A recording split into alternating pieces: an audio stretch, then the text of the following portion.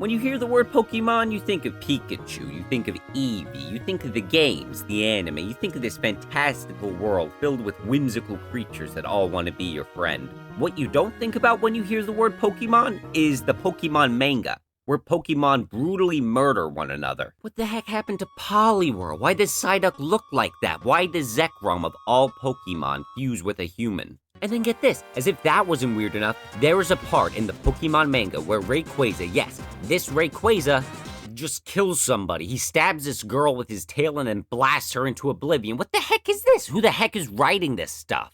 The point I'm trying to make is that when you think of Pokemon, you don't really think about the darker parts as much. While there are a handful of dark Pokédex entries in the games, a lot of the other dark parts of the franchise are either relegated to spin-off materials or are just cut from the games entirely. This is what makes Kawayoo's art stand out so much. Instead of going for a brighter and more colorful angle, he takes a very dynamic and expressive approach and in turn creates these beautiful, dramatic works of art. His most popular card art by far has to be the Lugia V alt art from Silver Tempest. If you pay attention to the man in the bottom corner, you'll see that there's actually a wave behind him, drawn in the same style as the clouds of the storm, creating a sense of unease and distortion. Among the chaos of the roaring sea, Lugia flies high above the lone passenger, possibly on his way to bring peace to the raging waters. While this may be a newer card, Kawayoo has actually been illustrating cards as far back as 2009's Rising Rivals set. Out of the 3 cards he drew for this set, the Walrein is by far the most reminiscent of his current style, with the same wavy brushstrokes being found in Walrein's whatever the heck he has around his neck. He would then go on to draw a bunch of champion cards for the next card set, Supreme Victors. My personal favorite would have to be the Rayquaza champion card, although I do think the Lucario champion card is more reminiscent of Kawayoo's signature style.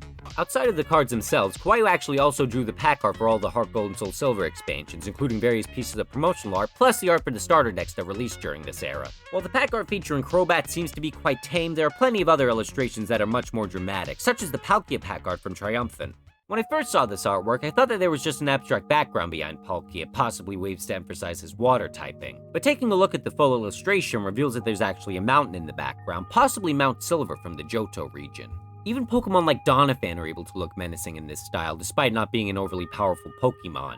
Raikou looks hungry, Entei looks fluffy, Suicune is just sort of looking at you. As nice as a lot of this art is, my favorite illustration has to be the Lugia pack art. I think that aquatic environments are a perfect fit for Kawayoo's art style. Speaking of aquatic environments, there are actually a set of interconnected cards that he drew for Pokemon Black and White Legendary Treasures. We start off with Trubbish, sad that he's left all alone, abandoned at the dump. While things seem grim, he's actually led to the ocean by a flock of Wingo, which leads him to meet the pseudo-mythical Pokemon Phione.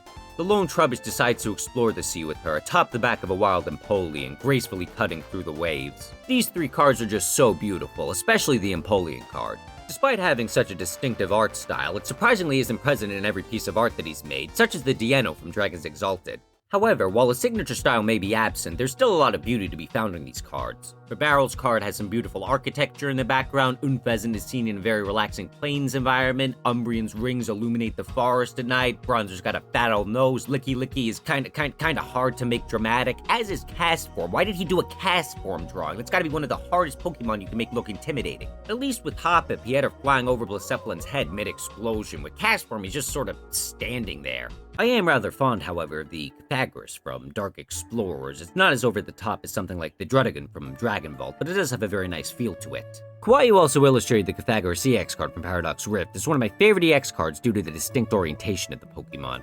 Prior to researching the artist for this video, I had no idea how much art of his I had talked about on the channel. What I like most about Kawayoo is how he takes a very serious, stylistically dark, and sometimes grim look into the Pokemon world and manages to weave the darkness into something beautiful, much like they did with that Dancing Trevenant card.